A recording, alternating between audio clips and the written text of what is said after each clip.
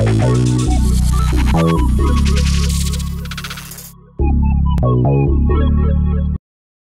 everybody to the Four Tales podcast. I am your host, Kyrun Silver from Taurus Comics. Across the way is not the purple protector of the funny pages, Danny J. Quick. Unfortunately, today, Danny could not be here. He had some family obligations, but I got you the next best thing. What I got today, as my co-host, is the 14th source for all geeky and nerdy news and discussion. He's from the podcast for all intents and purposes. He's also an artist and writer of the hugely popular Long John webcomic. He is friend of the show, Dan Bethel.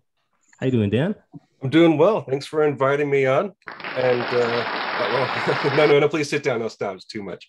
Hey, where'd it go? We have now a studio audience behind me. If you want to see the studio audience, which is the box of Saw the Lightning Welder comics behind me, you can go to our YouTube channel and search Four Tales Podcast, and you can see all the boxes of comics behind me that I use to clap with them. Those are boxes of Saw the Lightning Wielder issue 3? Issue 1, 2, and 3, actually. Oh, wow. All available now at tauruscomics.com? That is correct. And how about your book? Where can we find your book at? You can find my work at longjohncomic.com. Nice. And it is also, Long John is a Western about a cowboy that gets his clothes stolen. And despite the silly premise, it's kind of a tale of identity and revenge. And it is a webcomic as well. Not like, nearly all the content is on the website for free. So if you just want to read the comic, that's available as well. But it is also kind of like a first draft that I put online. All the books have extra content and are kind of mild revisions of maybe what goes on online. I kind of see, once it's online, I can see it as a comic. Then I make maybe slight changes to put in the books. So there is value in the books as well, but you can find it all at longjohncomic.com.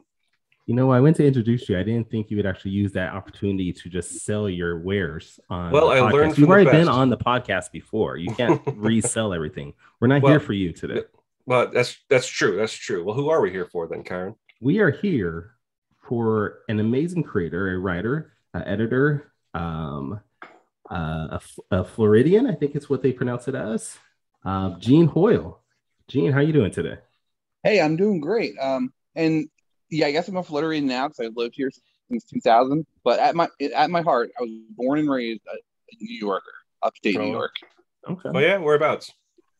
Orange County, Middletown specifically. Okay. But I was born in Nyack. Nice. Okay, I lived in upstate New York, up in Saratoga Springs for a year. So nice. I really like it up there, or I like it how it was 20 years ago. I don't know how it is now, but fair enough. And also another addition, I am also a podcaster. Oh, we're currently on hiatus, but since about 2009, on and off, I've done the Nerd Nation Radio podcast. So, what do you guys talk about on Nerd Nation Radio? Almost anything. What I try to do is I try to get some of the big name creators, you know, the big two guys, but then I'll interview them, and then later in the episode, I'll make sure to do an interview with an indie guy. So, you know, they come for Peter David, but they stick around for, you know, Kyrun Silva. Nice. And that helps promote a lot of books, and we do silly things like, you know, top fives and talk about movies in the box office, pretty much anything nerdy. Nothing's off the table, but we haven't done it for a little while. I'm hoping to come back to it. Just, you know, personal situation being what it is, it's a little bit hard to sit down for a podcast 3 times a week. Yeah, 3 times a week is a lot. This one. Yeah, it was crazy. All right. Well, let's talk about the other things that we are here for. You are also a comic creator. You were, if my research is correct, I found that you were the editor of The Adventures of Soul Star, writer of Gateway Runners, writer also of Labyrinth of the Bones, and co-writer on Dulce. Does that all sound correct? Those are all correct. Back in 2012, a friend of mine named Seek Donnelly wanted to do a book about to raise awareness for brain aneurysms. And this gets ironic in a minute, I'll tell you why. But so Seek had had one himself the year before, and it changed his entire life.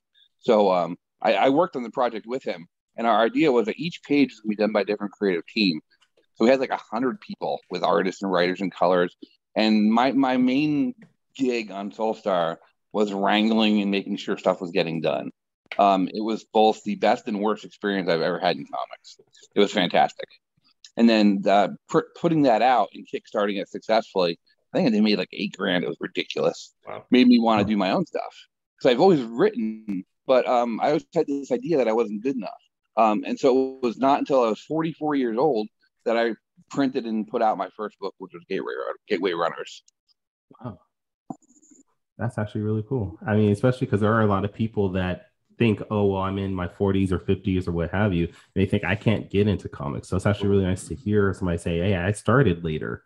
And, you know, if I can do this, you can do, basically. Well, remember, Jack Kirby was 44 when Fantastic Four #1 came out.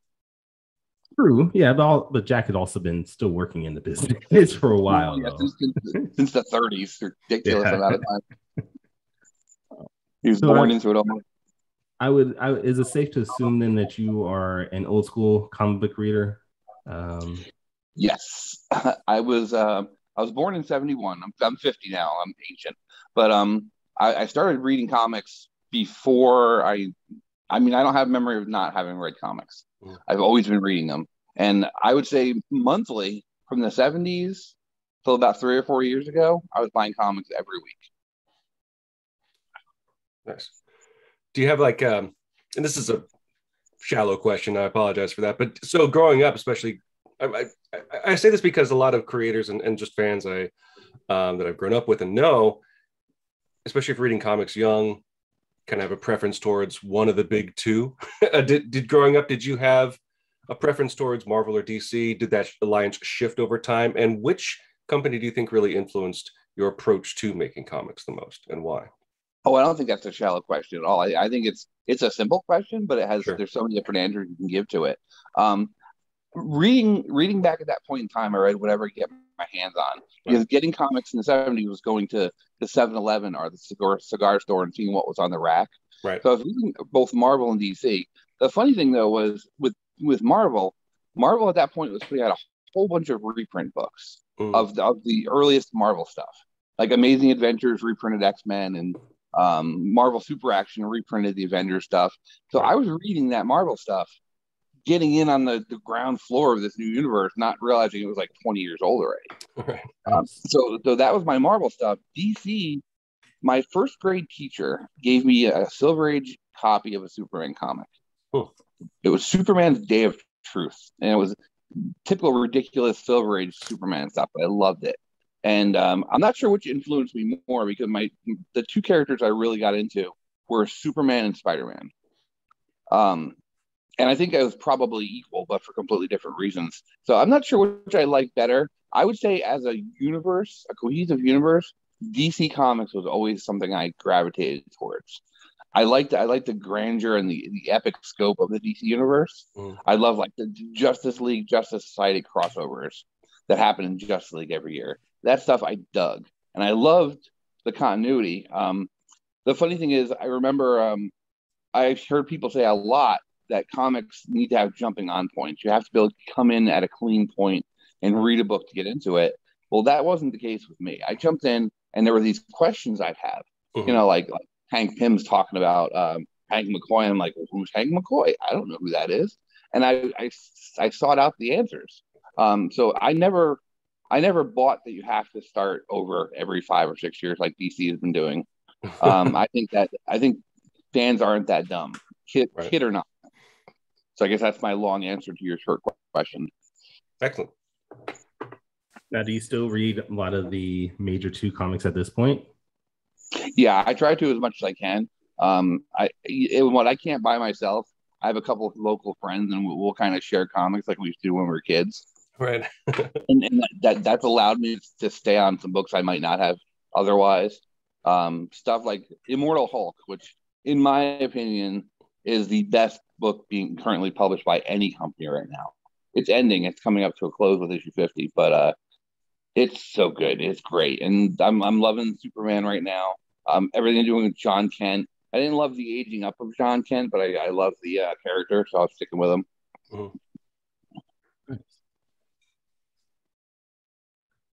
Sorry, I had a question on my head, and I totally blanked on it right now. That's because I didn't stop. I went on for so long.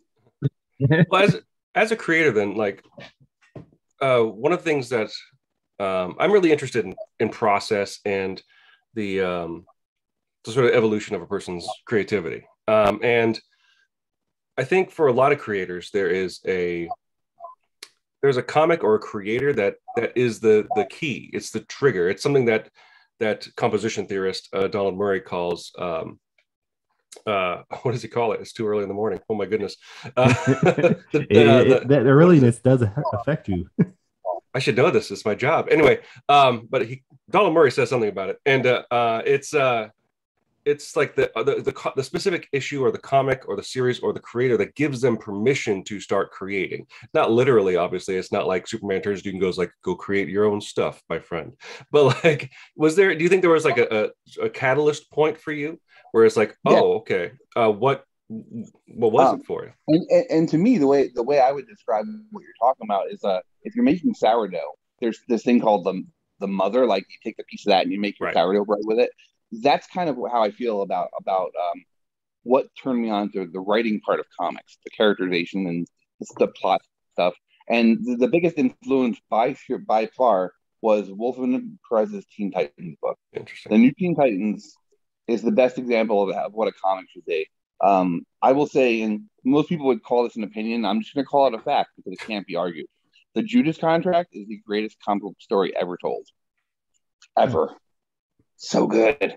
And that really influenced me because what I liked about it is the characters, they were superheroes and they did their superhero thing, but they had real lives. And that's something that I think a lot of comic people today kind of forget at this big too. It's really cool that they're always in uniform and they're always fighting the villains, but show them going shopping. Show them going to the ice rink like the X-Men used to do with the Claremont run. You need that stuff because you need to understand that these are people with priorities and other than punching Dr. Doom in the face. And the Perez Teen Titans run, Perez and Wolfman, was it was a mastercraft lesson in writing. Right. And there were also other individual writers that said, I read their stuff and I'm like, I think I can do this. Peter David being one of them. Because he had a great combination of the drama and the seriousness and then the humor mixed in. So I'm very much a guy that in a real life situation will inject humor where it doesn't belong. And that's my coping mechanism. And I think I see that a lot in Peter David's work with his characters. Yeah. And so I tend to write that way as well. And David especially had the benefit of having really long runs on series, like multiple series as well. Like I probably know him best from X Factor. But of course he had like big long Hulk run. And because he had that extended period of time, you could really flesh out those small moments, right? Yeah. Sure. And the great thing about his X Factor run is he's kind of and I'm not sure if I could swear or not, but he's a slippery son of a gun because he wrote that first X Factor run and then that was it for a while with him on that book. But then he did like the Madrox miniseries, which led into another X Factor book, which led into another Madrox series. So he was stealthily writing Jamie Madrox for like 12 years. Right. What we don't know is Peter David is actually Jamie Madrox. That's right. He's been telling his whole life. Right. I'm currently enjoying his run on. He's doing the Symbiote Spiderman miniseries. He's done 3 or 4 of them, which is just books taking place while Peter Parker still had the black costume. Oh, okay. Those have been fun. Now, a lot of you were mentioning your love of superhero books, but you've transitioned as a writer to a lot more of a down to earth, I guess you could say, series. I mean, Gateway Runners is a sci-fi series. Dulce is a sci-fi comedy series in a way. And then you have Labyrinth of Bones, which is like a fantasy series. What made you decide to steer away from superheroes and go to these realms? I will eventually have a superhero story out. It's such a beloved genre to me. And I want to make sure that when I sit down to write a superhero comic with my name on it, I have something to say about the genre.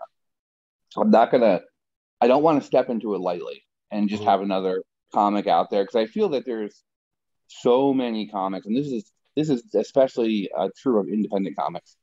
There's just a lot of superhero comics that are about a guy who takes off his glasses and fights a guy for 20 pages, and that's the whole book. And I don't want to tell that story because that story's been told. Right. I will do a superhero book, right? And sci-fi stuff is something that's always been near and dear to my heart too, because from very early on, I was a reader of sci-fi. I wasn't, believe it or not, I'm not the guy who went and played football, but I was the guy that sat and read books all the time. Right. And, stuff like Alan Dean Foster and, oh gosh, I don't know, the book Gateway by Frederick Pohl. huge inspiration for me. So to write sci-fi comes very natural to me. And Gateway Runners actually came from me coming up with a single concept about two characters, and everything kind of spun off from there. Because the idea was that there was this guy who was having these daydreams and just dreams in general about this girl who was calling to him. And as far as he could tell, he looked for her his whole life, and she doesn't exist. But he believes, he just has this inherent belief that she exists. And that's where the book starts. You know, he's been in therapy, and no one believes him. He's not doing much with his life because of it. And then this guy comes from Mars, because Mars had recently been colonized. But there's no way back and forth between the planets. But this guy shows up anyway and says to Phil, the main character, come with me. Not only is your life about to change, that girl, she's on Mars waiting for you. And so it's just that idea that's sprung off in my head, that this guy just knew this girl existed. And I went from there, and that's how that concept went. How many issues of Gateway Runners do you have right now? Well, that's kind of unfortunate. There's one issue of Gateway Runners out, and that book came out in 2014. Unfortunately, it hasn't come together to where me and the artist get together and do the book again. Unfortunately, he's kind of moved on to other stuff. So I think what's going to have to happen is I'm going to have to start over again with the first issue, because when we were printing the first issue, when we were writing the first issue and having it drawn, the idea was to have it done. It was to be like 30 pages, and it was to be ready for this particular convention, which is a mistake a lot of us indie guys make. We book ourselves a solid deadline, and we buy tables, and we put all this money into it, and then the book's not ready. So I had to cut off 8 pages of that book. Oh, wow. which led to a different ending for the first issue, which means that my scripts for issues 2, 3, and 4 were no longer valid. I'd have to rewrite those. And so what I've decided to do now is once I'm in a financial position to do the book, so I want to make sure I'm paying my artist good money. I want to start again with number 1 and go from there. However, I have a book called Nerd Nation Presents. That's an anthology title, basically made to get new people in print that haven't seen print before. And there's a Gateway Runners prequel that's been running in that, which is the story of the old man that comes down and gets the guy in the first issue that I was talking about earlier. Mm-hmm. So that's that. And you will see the beginning and end of Gateway Runners. So there's 4 issues plus the prequel, and it will come out. I just don't know when.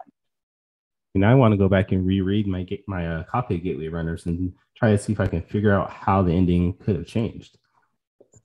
Yeah, it's interesting because in the original script, the runners end up on a space station that they built specifically for them to do the work that they plan on doing.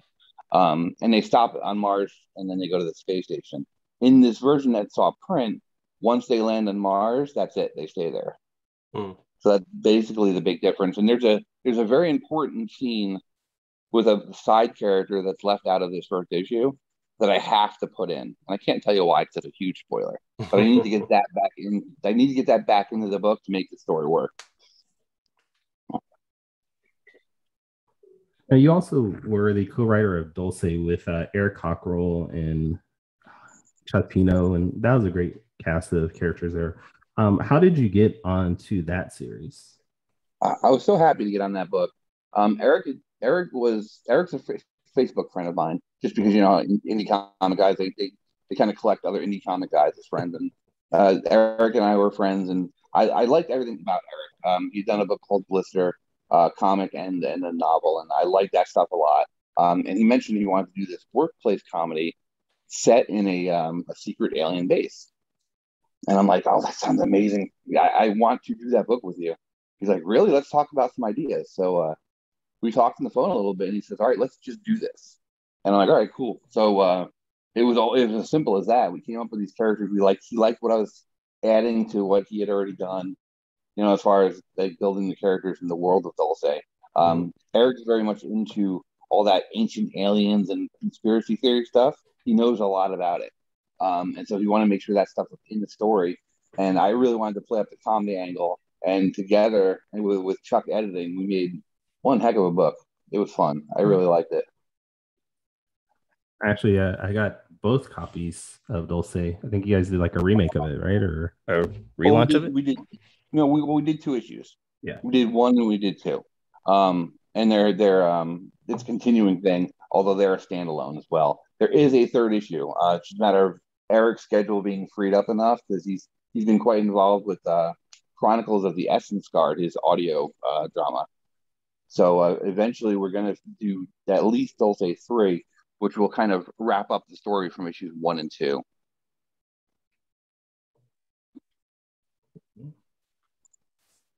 So what is it like working with, because I'm notoriously solo guy, but explain the difference, especially because comics are a lot about collaboration, right? Where either it's writers working with artists, or in this case, with the case of Dulce, writers working with writers. What do you enjoy about working with another writer versus writing your own book by yourself? What are the benefits? And maybe I don't know, you don't have to go into negatives if you don't want to, but of each style, if you will. Oh, it's a nightmare. Writing with somebody else is way harder for me. Mm-hmm. I've actually done that, I'd say twice. There's actually and I can't say much about this because of NDA stuff, but a couple of years back, I wrote a 4-issue miniseries with a friend of mine for a company, and it hasn't come out yet. We wrote that together, and we wrote everything together, and then I did Dulce with Eric, and the processes were very, very different.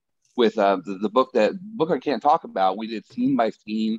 We each took a couple pages and we wrote them, and then we made changes that had to be made, and we agonized over every single page and every single line of dialogue so it fit the other pages. And as much as I love how the product came out, it was a nightmare process. It really was. It wasn't fun. With Eric, it's a little different because Eric and I discussed it. The first issue, Eric had written like the first 6 or 7 pages already when I came on board. And he said, here's where I want the story to go from there. I said, all right, what if we do this, this, and this? And he's like, that's great. Okay. And then I just wrote the rest of the issue, and he went through and added stuff. Right. So it's there's a lot more freedom, I think, to be the kind of writer that I normally am with Dulce. And then the second issue was completely different. Just a matter of who had time to write what and who had the ideas to do what, and mixing them together. It was a lot easier with Dulce than it was with the other book. I prefer writing solo, to be honest with you, because I like to sit there and develop characters or stuff in my mind that I want to play out within the series, or if it's a single book that I want to play out later in the book. And to me, being the only chef in that kitchen at the moment before the artist comes in is very advantageous to me, because it allows me to do the stuff that I want. Right. Was it a good time for us to take a break from Dan and I asking you questions? And we're going to do Danny's quick takes, which if you haven't listened to our podcast before, Danny J. Quick normally has 5 questions that he has for you. They're based off of things that he has found through your social media, Facebook, Instagram, Twitter, whatever he can find. They're not necessarily about your comic books, but he was actually nice enough to record them for us this time since he's not here today. So I'm going to play the audio. You're going to have 45 seconds after the audio clip is done for you to answer the questions, and then we'll move on to the next one. Ooh, I like it. I'm ready. All right, so let's go with the first one here. Gene, it's your boy Danny J. Quick. Since Kyrun kicked me off the show this week, I figured why not do quick takes virtually this time. So if you're not familiar with quick takes, I'm going to ask you 5 questions, and you have 45 seconds to answer each, and off the top of your head. So whatever answer you give goes on your permanent record, and we will be bringing it back up later. So question number 1. I noticed that you are a fan of the weapons of superheroes and movies. So from the Green Lantern ring to the lightsaber, I've seen you post pictures with all kinds of stuff. So if you could have one weapon from comics or films, what would it be and why? Well, that's easy. It's the Green Lantern ring. The Green Lantern ring can do practically anything. It's so underutilized in the actual comic. You can fly with it. You can make a giant car with it. You can make a soft bed out of it. There's nothing you can't do with the Green Lantern ring as long as you have the will. And so that's my easy choice. That was kind of short, but that's my answer. No, that's fine. That's perfectly fine. Works. But can it help you fall in love? Oh boy, love. Oh God. All right, let's go Excellent, on. excellent. What's the next quick take, Kyrun? Danny. Question number 2. I noticed while I was stalking your Facebook page that you like to go out and do all kinds of events with your family. But I just want to know, which was better, meeting Buzz Lightyear or swimming with the dolphins? Well, Buzz Lightyear, of course, he's a legend. Swimming with the dolphins is one of those things I would never ever do by myself. But my girlfriend at the time, my kids wanted to do it, so I did it. It's a touristy, silly thing you do when you go on cruises, which when you live in Florida, you go on cruises, there's nothing else to do. But meeting Buzz Lightyear, like friggin' Buzz Lightyear, there's nothing better than that. He wouldn't fly for me, but it was still cool. Excellent. Doing a good job keeping these answers tight. Well done. Thank you. Question number 3, and this should be an easy one, but let's see what your answer is. What is the best on-screen version of Superman? Oh, geez. You kind of have me in a spot here. Christopher Reeves is obviously the best version. Specifically, the Donner cut of Superman. It's almost the perfect Superman movie. However, I am loving the heck out of the current TV show, Superman and Lois. And it's one of the best versions of Superman I've ever seen. And of course, the old George Reeves TV show is also great. But any three of those, but specifically Christopher Reeves and Superman 2 with Donner, perfection. Oh.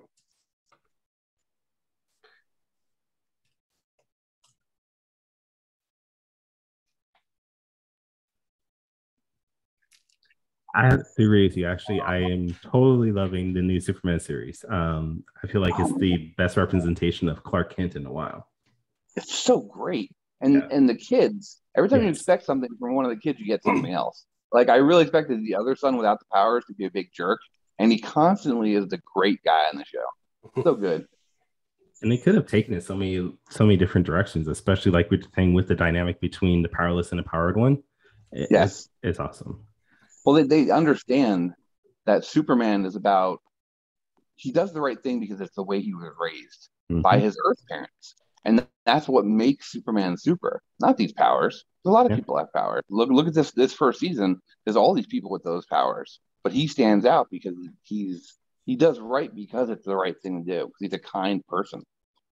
You did leave one Superman actor out of it. What about Ben Affleck as George Reeves in the movie Hollywoodland? I'll give you that. That was pretty good. That was definitely pretty good. I'm glad you didn't ask me about Man of Steel. That's a whole episode of its own. So no love for Brandon Routh as Superman, huh? Yes. I have a great love for Brandon Routh as Superman. I think he was a great Superman in an absolutely awful movie. Right. When he came back as Superman in the CW Crisis crossover, I was thrilled. I think he did a great job there. All right, let's go to, what was that? Question 3? We're now on question 4. Yeah. All right. I can count. Sometimes.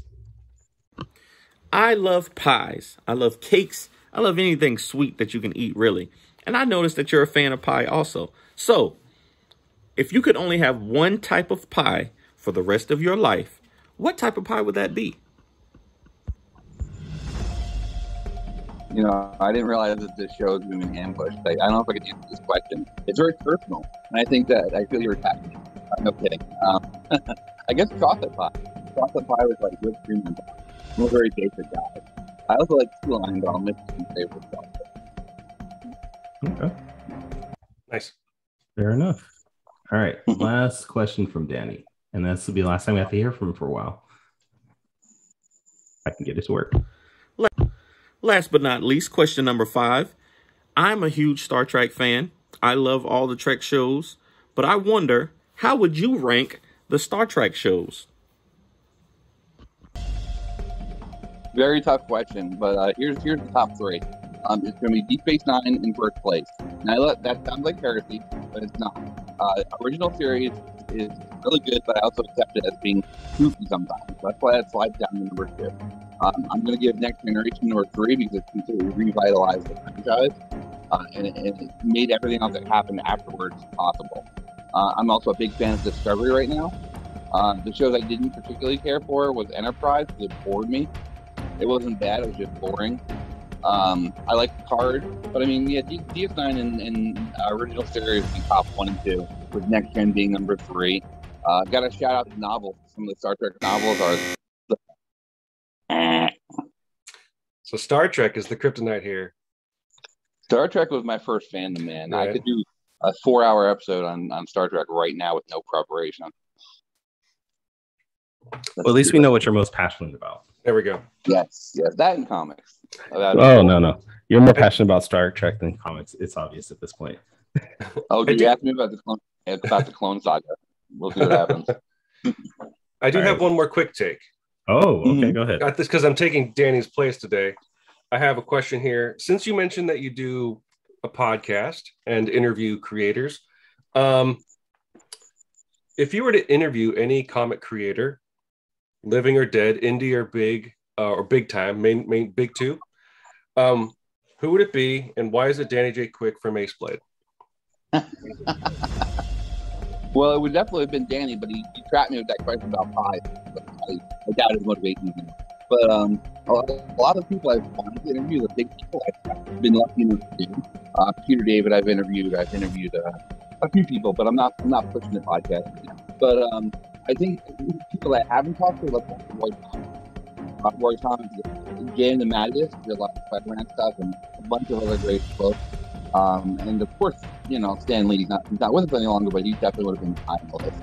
Over at DC, Kirk Schafferberger, Dick Giordano, Paul Levitz would all be on my list. Just because they've all been responsible for books that I love, and I think they've been responsible for a lot of change. There we go. So equally passionate about comics, proven, Kyrun. All right, right to the buzzer there. Excellent. Fine. All right. Well, that was Danny and Danny's quick takes, brought to you by Nerd Nation Presents. There we go. Yeah. Well, we have a couple more minutes here, so let's get back to you. Actually, we missed something here, so let's actually go back to. Hold on, my dog is getting my attention. Let's go back to your love of comics, and what comics did you read this week?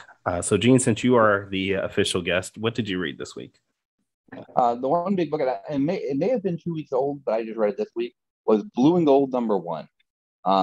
Which is a Blue Beetle and Booster Gold book. It's going to be 8 issues. It's starting by Dan Jurgens. I'm a huge Blue Beetle fan, and I like the Beetle Booster team ups. And this was really good. They didn't forget anything. They didn't leave out any bit of continuity. It all happened. It was all important. But more than that, it was fun. There's a scene where Beetle and Booster save the Justice League, and then they ask Booster to go off with them and do something. And that was only a distraction. They wanted to ask Blue Beetle to join the Justice League, but they didn't want Booster to be there because they don't want him to be on the team. And I thought it was just such a great character moment, because Blue Beetle doesn't even hesitate in turning them down. He goes, "Not without my friend, I'm not going to do it." And to me, it's like that's the core of the character, and I love that. I caught up on Amazing Spider-Man and Immortal Hulk this week as well. Those are 2 of the books that I'm really enjoying. Nice. All right. Dan Bethel, what about you? I got a couple things. I think technically only one of them is a comic. I apologize for that. But I've been reading a book published by a company called Boss Fight Books. They write about video games, like critical analysis. Not critical as in they're saying everything's bad, but analyzing books and analyzing games. And they hire a lot of really interesting writers. And I'm reading a book about one of my favorite video games of all time. I know this is a comic podcast called Final Fantasy VI, released in the States as Final Fantasy III. And it's all about the music from the game. And it's really, really well done. Cool.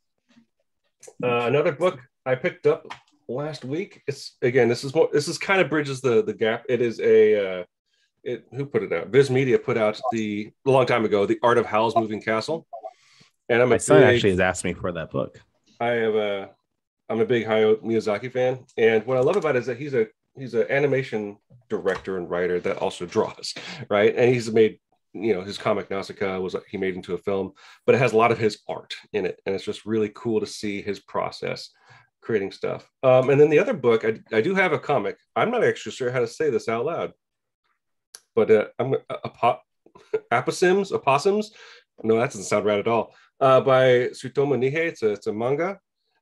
He's most famous for making Knights of Sidonia. I don't read a lot of manga, but it's the thing that attracted me to it is the art style, which is different from what I've seen him do in Knights of Sidonia.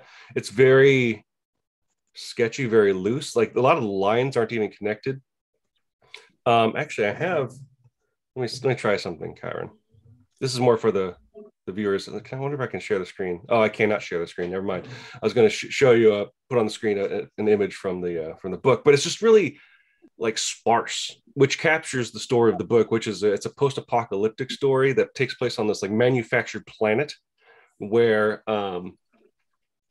it's been around long enough so that people can it's kind of like Battle Angel Leader, where there's like the group of the haves who've kicked out the groups of have-nots, and the people that have the wealth, that have the culture, are living sort of inside this manufactured planet. But the book is about the people that have been ostracized and kicked out to the outer shell, for lack of a better word. And it's really neat, you know. And again, like I said, I don't read a lot of manga, but it's been captivating so far. But it's mostly about that art style. If you can look it up, it's spelled Aposimz, and you can see what I'm talking about when it comes to the really interesting sparse artwork. It's something that I would like try to. I would like to try to integrate some of that styling into even just like a practice piece, or maybe even a work down the line. It's really cool. Nice. What about you, Kyrun? I actually read a bunch of stuff, but I'll just go through three that I went over.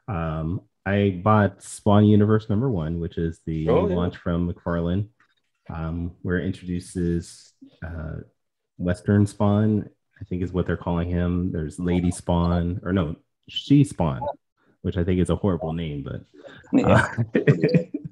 and then it's just reintroducing all these Spawn characters into the Spawn universe. I bought Skybound X #1, which is the anthology that Kirkman's putting out with. And then I got a personal favorite, Usagi Yojimbo. They reprinted the Usagi, and I love Usagi since, he was back in the Teenage Mutant Ninja Turtles. And if anytime I can get a book with him, I will pick that up. For sure. And there's that Netflix show that's coming out. Have you seen the still from it? They haven't done a trailer yet, but looks pretty dope. Yeah, it does. But Dean, let me ask you, I guess let's go to you, and what do you have on horizon coming from you and your company? That was for me? Yeah. Okay. A few things. It's funny because I guess partially because of COVID and partially because of my own personal health issues, I have a lot of stuff that was in the process that hasn't come out yet. And this is from some of it from my company, some of it from other companies that I'm working with. But Nerd Nation Presents is our anthology book that we use to help indie people get published for the first time. And I always have a story, and at least one story in every issue. Issue 5 is about 10 seconds from being done. Michael Wagoner, who is basically my digital guy, he puts all the books together and gets them ready and puts them out.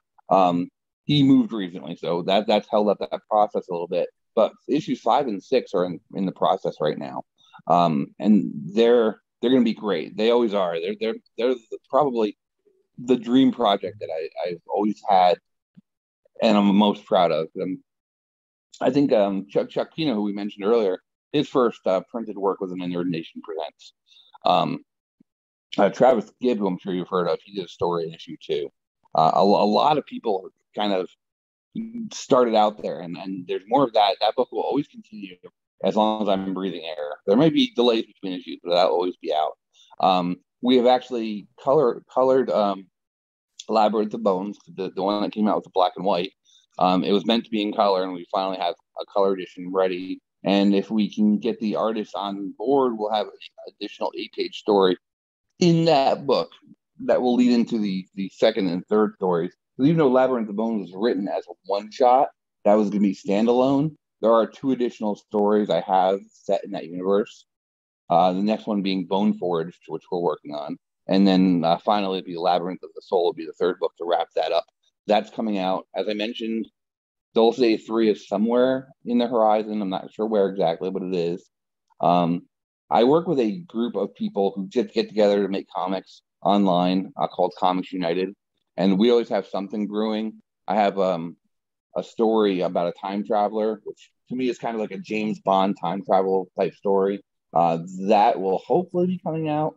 The Comics United gang all have, work with their own families, so our projects go slow. But that's almost by design. We just do it when we can. But there'll always be something Comics United out. I mentioned Michael Wagner earlier. He runs Freefall Press. I'm helping him with a couple of projects. I'm currently writing a Mask El Diablo Azul crossover. El Diablo Azul is he's a luchador who fights. He fights. How can I put this? I'm trying to remember how Michael wrote it. Urban myths. He's always going after like Chupacabra and stuff like that. And Mask is a character that I wrote. I'm creating now. He hasn't seen print yet, but he will. He's a public domain character from a company called Needor Comics back in the day. I've recreated him for my own purposes, and I'm trying to write a bunch of Mask stories as well.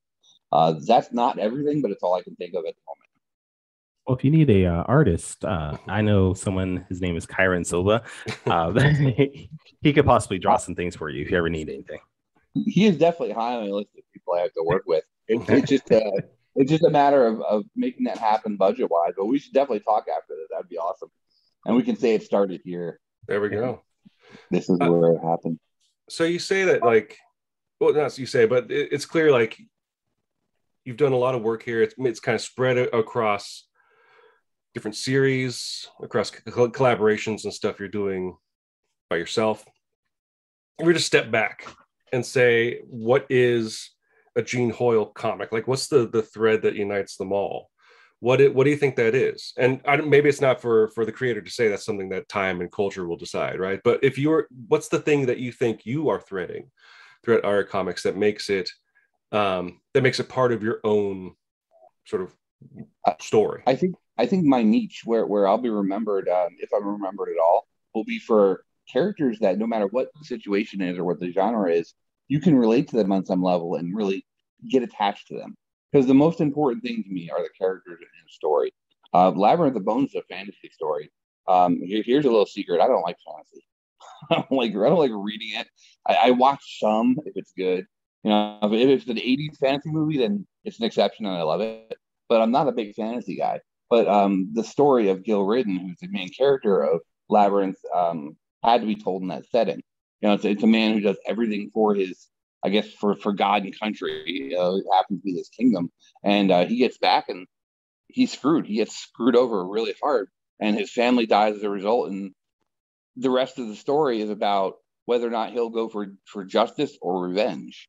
And I like, in my opinion, that he doesn't necessarily make the right decision. And so characters that you can, even if you don't agree with them, you like them and you understand them. That's the kind of stories I want to tell. I want people to be talking about, I can't believe that Gil did this. And, Gil did this thing in this story. And it fascinated me because it wasn't what I expected him to do. That's what I want to be known for. I'd love to be known for a great big science fiction epic, but that's down the line. And I actually have a story called Gold Rush that I've written the first issue for. I have a horror story in that the entire first issue was drawn and colored before we had to scrap the project. But because the artist was completely tracing other people's stuff. Oh, that would do it. Yeah, I think I know what you're talking about. Yeah, we found out about I don't know, 2 weeks before the project would have been wrapped up. Everyone put all this work into it. But Gold Rush is a story of these 4 kids on the least important planet in the universe. There's nothing going on in this little planetoid, and the kids, through their adventures, discover a cave containing the substance that makes faster than light travel possible. So they've just become the most important planet in the universe, and it's the story of those kids and what happens to them when the whole world changes around them. And that's a sci-fi story. I'd love to be known for that story. Runners and Gold Rush are my priorities. I'd like those to be my legacy once I'm dead and gone. Well, keep doing it. Keep pushing. Oh, I will. They're never far from my mind. And even though it's been years, they're never far from my thoughts. Because comics is what I want to do. It's I know some people define themselves by what they do for a living. You know, I'm a lawyer, I'm an accountant. To me, it's never been about what you do for money. That's how you survive. No matter how I make my money, more than likely it's gonna be retail or the the sex industry. I'll always be a writer in my own head. Well, this has been fun, Gene. And I appreciate you coming on to our show. I apologize that Danny J. Quick wasn't here, but I thank Dan for at least stepping up at the very last moment to do this. But Gene, where can we find your work, your podcasts? Where can we buy your books, online or where? Well, right now, we were working on a website, which is going to be nerdnationpublishing.com. Right now, you can't find that; it's not available for some reason. So we're working on that. You can find Dulce on. Oh darn it! I think it's Eric's site, Eric Cockrell's own site, and I can't remember the name of it right now. It's on also Comixology and Amazon. Dulce is. Yeah, I know that. A book I didn't get to mention was I actually did a story for a video game anthology called Get in the Game. That's available. This is exciting for me because this is a big leap forward. It's available in comic stores anywhere. It's available in Books A Million and Barnes & Noble. And so that's that. As far as Runners and Labyrinth goes, if you're interested in that stuff, and you should be, because it's not bad, you're going to have to contact me on social media. I don't have a place to sell them right now. We're working on all of that. Me and the team behind me. And I hope to get more organized in the coming year. But there will be a website at some point. And as far as the podcast goes, basically any of the podcast aggregates like, Apple, Google, that kind of stuff. You type in Nerd Nation Radio, you're going to find us on most of those aggregates. There's about 11, 12 years worth of stuff. It's a lot of work. It's too much work. All right. Dan Bethel, where can we find your work at? You can find my podcast. I know we talked about it earlier, but right. Reiterate, I won't do the hard push like I did last time. You can find my podcast, which is a nerdy geeking discussion podcast with me and my friend Andrew. We're overeducated nerds. He's a lawyer. I'm an English professor. You can find that at forallintents.net. You can also find it on any podcasting service you'd like. You can find my comic, Long John, at longjohncomic.com, where you can also find my social medias, if you will. And I think that's all my stuff. Kyrun, where can we find you?